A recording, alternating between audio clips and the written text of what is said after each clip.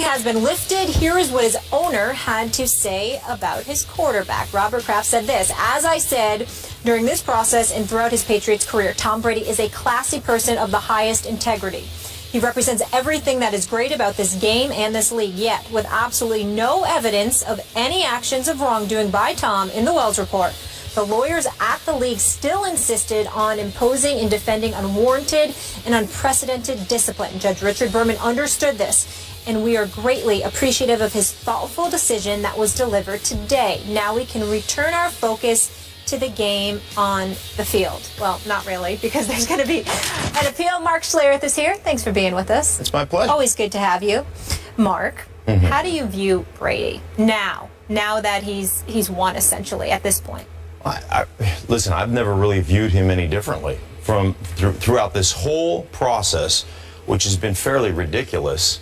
I always viewed this as being pulled over for going 72 and a 65 and then spending a year in jail for it. The whole process to me has been ridiculous, and this is more about culture of the National Football League.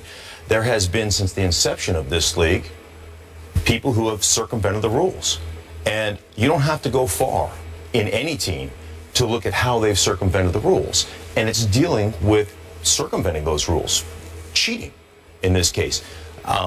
Just because the excuse is not, well, everybody does it, right? So, and that's kind of what I'm laying out here. Everybody does it, doesn't make it right. But the thing is the league has never really punished it before. It's a slap on the wrist. It's, hey, let's send out a letter, say, guys, we know you're doing this, please stop doing it. And this has gone to an extreme, this extreme kind of quote-unquote witch hunt that obviously Judge Berman decided, I disagree with the way the league went through this process with and I heard you talking this morning, the fairness of this process. And so I've never really viewed Brady any differently. I mean, he is one of the greatest, whether he did, whether he didn't, whether he had general awareness, whether he didn't have general awareness. It really wasn't a big deal to me in the overall scheme of things, because I understand the culture of this league, and I understand they're trying to change the culture of this league. I think they just went about it the wrong way. Yeah. Can I say to your question on what do you think of Brady, it seems to be tough for people to realize and to separate what you think of Brady and what you think of this case. I'll take myself for example. I think the world of Brady. I think Brady is one of the best quarterbacks of all time, and from what I've been told, a great guy, a great teammate, a great friend. But I also think he looks very culpable in this situation, and that his punishment should have been upheld. They're not one and the same. You can think highly of Brady and think this punishment should have been upheld. We often seem to think these are just proxies for how we view the Patriots. Like, I'm just a Patriots fan or I'm not a Patriots fan, or I'm a Brady fan or I'm not a Brady fan. That's not what this is about. It's not about being emotionally attached to any one emblem or human being. You can hold both opinions. I think Brady is great. He will go down as great. And when it's all said and done and somebody writes his obituary in the New York Times, this will be a very small line towards the end. Possibly non-existent. Of course, emotional attachment to a team or an emblem is actually what fuels sports. So for most fans to detach emotionally from their player isn't possible, right? So for a lot of fans, how you feel about whether due process was served is actually completely tied up in whether or not you like Tom Brady. Right. For me, I am not a Patriots fan, and I feel the exact same way about Tom Brady today that I felt 2 years ago. And Mark, you made the analogy of like going 72 and a 65. The way I felt about this whole thing was like you're playing pickup basketball and all of a sudden somebody calls travel. You don't call travel and pick up basketball. And then all of a sudden you're like, hey, that's a travel. Like, oh, we're calling that now? We're calling all travels now?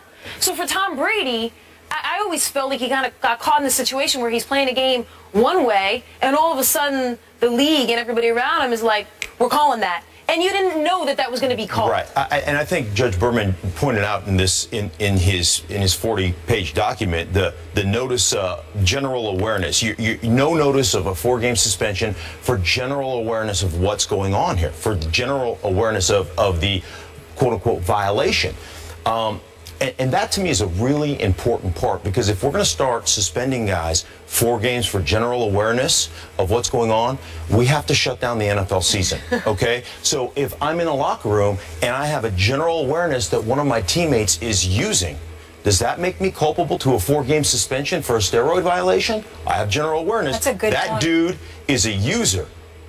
And now all of a sudden I can be suspended for that. The hypocrisy of the league, and the problem with this is there's so much hypocrisy, and I think that's where everybody's looking at the league right now as being besmirched. So I can go into, you want to talk about as an offensive player and playing in this league for 12 years, I guess enhancement or unfair advantages. Let's call it unfair advantages, the deflated ball. This year, the Atlanta Falcons and Rich McKay, who is the president CEO of the Atlanta Falcons, it was found that they were pumping crowd noise into their stadium. Okay, now that is far more an egregious violation and an advantage than some deflated footballs or potentially deflated footballs. Being an offensive player coming out of the end zone, in Atlanta or in New Orleans, if they're pumping crowd noise in, impossible to hear the snap count. The one advantage I have is snap count. When coming out of the end zone, they're on turf with trained pass rushers. That's a huge advantage. Rich McKay is the head of the competition committee. I believe their violation. Yep. Yes, their violation was, I think it was $350,000 and maybe a 5th-round draft choice for doing that, which to me is far more egregious. That was the violation. He spent what, a month, 6 weeks suspended, and now he's back as the head of the competition committee. When you're doing that, so that's the problem, the public relations problem the NFL is facing right now. A couple quick points. You're 100% right about the general awareness. If you are culpable for what you might or might not know going on around you, you'd empty out not just the league, but massive amounts of society would also be in trouble. Right. But the NFL did make the point in other places that they thought Tom Brady was not just generally aware, but participated in a scheme to deflate the balls. They made some mistakes when they limited their language to general awareness in certain areas. So I think they were alleging more than just general awareness. And real quick, on this idea that it's called in the middle of a game. If Tom Brady's culpable, and the notice requirement sort of hinges on that, right? Were you on notice this was wrong? He was never under any impression that this was okay to do. It was never under any impression that this wouldn't be called. That's why the analogy is to a travel in a pickup basketball game. You don't call travels in a pickup basketball game. Do we all know that sometimes when you take an extra step, it's technically a rules violation? Sure, a travel is a rules violation. In a pickup basketball game, you all kind of agree not to call offensive fouls and not to call travels. So now in the middle of the game... Great lengths went to covering this up. Great lengths went to making it look like nothing to see here. So I have a hard time believing New England Patriots or Tom Brady or John Jastrzemski or McNally believed this isn't that big a deal. Their behavior simply suggests... Their behavior is a reaction. It's a reaction to the NFL as well. Because that's deflating, correct me if I'm wrong, but the infraction of deflating footballs in the NFL, on par with a lot of other sort of like small-time cheating, is not unheard of on a game-by-game basis. I don't know about the deflation of footballs, but I do know there is a lot of cheating that goes on in this league, and there always has been. And that's part of the cultural issue that they're trying to change right now. And I understand those changes.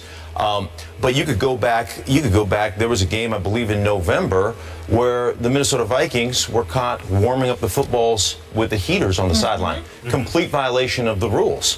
Why were they not drug into this? Why are those things not being brought up? Because the NFL is looking at it, and I do believe this is a Lifetime Achievement Award. We want to go after the New England Patriots, and there's a lot of jealousy between owners.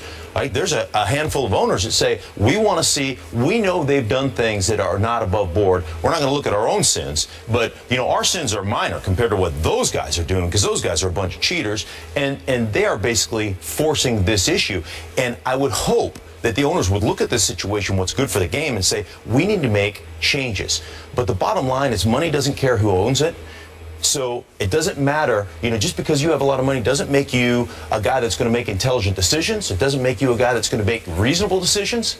And so I look at the ownership and say, I hope it's a catalyst for change. I don't know that it's going to be, because they continue to get beat up in court, one after the other, after the other, after the other. I hope it's a catalyst for change so that they can come together and collective bargain these things. Well, and they're trying to make all these changes at 100 miles an hour. I mean, their house is out of order, and they got caught with this in a dead sprint. At what point are they going to realize they got to slow down, maybe reevaluate Be proactive rather than reactive. instead of just making all of these decisions when your house isn't even in order on what you are disciplining? Right, so as soon as something like this happens, we're reactive as a league. Then we commission a study, and we bring a bunch of people in that have never been inside a locker room, never coached a team, never played, and they make what they think is a reasonable decision on how we're going to go about this. And there's no collaborative nature between players, between the Players Association, and between the NFL. And ultimately, if you don't have that collaboration and you're not in lockstep with that, it's just never going to work out. So why they wouldn't do that, why they have adhered to this, the commissioner's got the ultimate autonomy and authority to do whatever he wants, it really makes no sense to me why they wouldn't actually collaborate. But there is, bad blood between the two, that's for sure. I feel like they also poll public opinion as well, too, and do factor that in as well, especially we saw that with Ray Rice. No question. Mark, thank you so much for being with us. Have a fantastic Labor Day weekend. I will, thank you. You enjoy with the fam. We'll see you soon. And up next, we're going to talk about the quarterback Tom Brady faced in the Super Bowl. Russell Wilson locks in on a fat new contract with the Seahawks. Good for him. Now, can Wilson and the Hawks look onto a third straight Super Bowl trip? It's the NFC bottom lines. That's next. Stay here.